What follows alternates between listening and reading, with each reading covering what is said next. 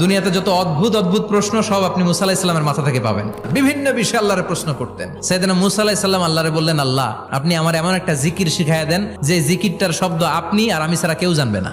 দিনে রাতে সব সময় এই জিকির আমি করব, আপনারে ডাকবো, কিন্তু শর্ত হলো এই জিকিরটা জানবে শুধু আপনি আর জানবো শুধু আমি। আল্লাহ বললেন, মুসা পড়ো লা ইলাহা ইল্লাল্লাহ। মুসা আলাইহিস সালাম কয়, মাবুদ এটা তো জাতীয় জিকির, সবাই জানে। আমি তো চাইছি এক্সেলেন্ট একটা জিকির, কারো কাছে নাই, শুধু আমি জানবো আর আমি পড়বো। আল্লাহ বললেন, মুসা এই লা ইলাহাকে যদি এক পাল্লায় রেখে দাও, তাম বিশ্ব, 7 আকাশ 7 জমিনটারে তুলে যদি তুমি আরেক পাল্লায় রেখে দাও, লা রাজাহাত কাফাতু লা ইলাহা ইল্লাল্লাহ, মুহূর্তের মধ্যে লা ইলাহার পাল্লা ভারী হয়ে যাবে। ও মুসা, তুমি যতই এক্সক্লুসিভ জিকির চাও, লা ইলাহার চেয়ে দামি জিকির আমার কাছে নাই।